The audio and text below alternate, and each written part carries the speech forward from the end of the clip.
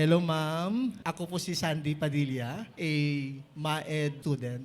And isa po sa aking pong assignment ay mag-interview ng tatlong public school teachers para tanungin ng tatlong questions na I believe ito rin ay katanungan ng ating gobyerno at ng ating mga leader kung paano nila matutulungan ang mga public school teachers. So unang-una siguro gusto ko magpakilala kayo kung ilang taon na kayong naging teacher at saan po kayo nagturo. Hello po, good morning po. I am Dr. Rosana Silino, a retired school principal 4 in a public school, Baliangasay National High School, Bulinaw, Pangasinan. Good morning po. Ako po si May Ann Birica 4, Teacher 3. 10 years in service na po sa DepEd at ngayon po ay nagtuturo sa Aldefonso Quimson Community High School sa Tawin-Tawin po. I am Laarni R. Pastor, also teacher 3, and I'm teaching for 9 years. 1 year in private and 8 years in public. I'm currently teaching science at San Vicente National High School. Okay, so sakto yung aking mga tao na kakausapin ngayong araw. Ma'am, ilang taon po kayong nagturo sa public school? 33 years in service. Wow.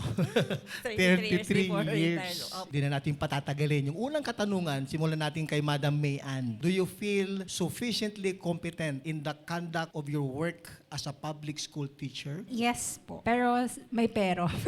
Sige, ano yung Pero pero? siguro, minsan nagiging sagabal yung system mismo sa DepEd. Lalo na itong pabago-bago na curriculum. Actually, ongoing pa yung matatag grade 9 and 10. Nagbaba ulit-ulit sila ng 3 terms. So parang ako as a teacher, medyo kakaroon din ng confusion. Hindi ako magiging competent or ready on this coming school year. Kasi up until now, nangangapa pa rin ako kasi wala pang proper training for this new curriculum. Thank you, Madam May Ann. Si Madam Laarni naman. For me, I can confidently say that I am sufficiently competent because I am able to perform my duty as a classroom teacher, and also being able to know the abilities of your students is most important for me to be able to do my duty. Okay, sufficiently competent si Madam Laarni. Ako, interesado ako sa sasabihin ni Dr. Rosana. Yung first 5 to 10 years ninyo siguro as a teacher. Yes po. Before, we have seminars with allowance. Per subject, merong nasa Ilocos Sur, merong nasa Ilocos Norte. At the same time, sufficient po ang books. Pag nagpa-seminar sila, lalabas kaagad yung mga libro na gagamitin namin na magtuturo. At saka yung mga seminars namin noon, hindi po short term. 1 month talaga na training in the same venue with allowance tapos free accommodation. Pero ngayon, naririnig ko sa mga teachers sa pabago-bagong curriculum, wala namang binibigay ang gobyerno na libro, di ba? Walang reference material. So, titignan mo yung curriculum, ikaw mismo na teacher ang maghahanap ng libro na gagamitin na hindi mo alam kung yung librong yon ay akma doon sa curriculum na binibigay nila. So Yun po. kaya naging competent kayo, ma'am, Noon. for the first 5 to 10 years kasi may training. With pay. My second question is, what are the challenges that teachers face in terms of your professional development? Yung professional growth ko po, nag-enroll po ako dun sa master's pero hindi ko siya naituloy po due to personal reasons. Nung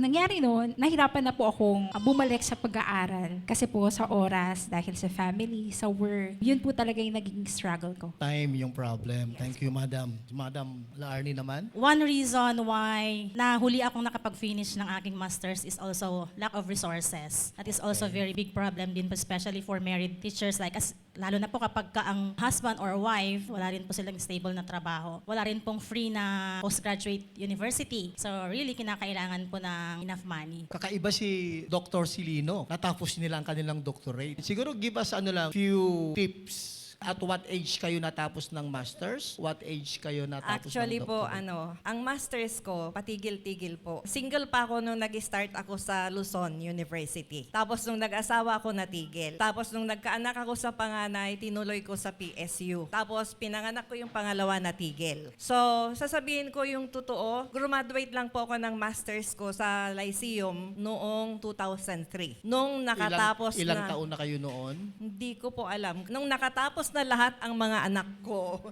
At saka po ako nagpatuloy na nag-aral na tinapos. 2012 dapat, dissertation writing ako sa PSU. Nag-leave po ako. Sa doctorate na yan, madam. Sa doctorate po Doctorate nung na. nagkasakit po ang asawa ko. Kailan po kayo natapos? At ilang Graduate taon na ako kayo? ng 2015 at the Ilang- age of 55. 55. Okay, so nakita natin, no? Paano tayo matutulungan ng gobyerno o anong klaseng training o seminar para ma-improve yung ating performance at ma-achieve natin yung ating mga goals? Actually, the government have been giving us a lot of trainings. I think we are not lacking training. Thank you, madam. O, si madam yan naman? Training about how to conduct an action research po. Siguro kailangan namin ng ganong training, yung action research talaga, para kami mismo matuto paano solusyonan yung mga problema in our classroom. Tapos siguro another training, yung mga hands-on trainings or yung use of AI ngayon. Kasi makabago na yung technology, nagde-develop siya, mas nagiging advanced sila. So siguro teachers need more trainings about the use of AI. Ang sabi po kasi ninyo kanina, kaya mahina ang estudyante kasi mahina ang teacher, which is true. Base sa research. Bakit kaya kung hindi ibalik ng gobyerno yung NCEE, National College Entrance Examination, para masala kung sino talaga ang pwedeng kumuha ng education? Kasi ganun naman noon eh. Pag wala kang 75 na score, hindi ka pwedeng kumuha ng education. So, sasabihin ko, yung mga teachers na luma, na kagaya ko, kasi old school ako, mas matatalino kami kaysa yung mga ngayon. Di ba?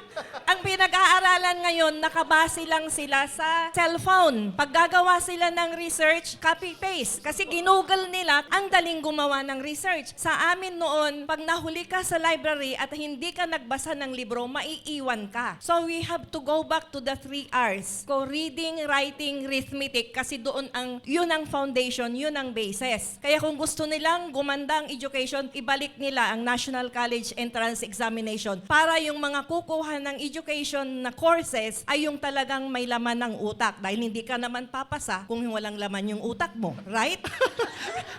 Nagalit na yata si madam. Okay, sige, maraming salamat po sa inyong mga inputs and insights. And of course, true to life experience yan, kaya I believe kailangan po natin yan. Muli, in behalf ng PSU Open University Systems, maraming salamat sa inyong mga kasagutan. Ako mismo na nag-i-interview ay natuto. So I believe lahat po ng mga makakapanood ng ating pong interview na ito ay matututo po sila. So magandang araw po sa ating lahat at maraming salamat po.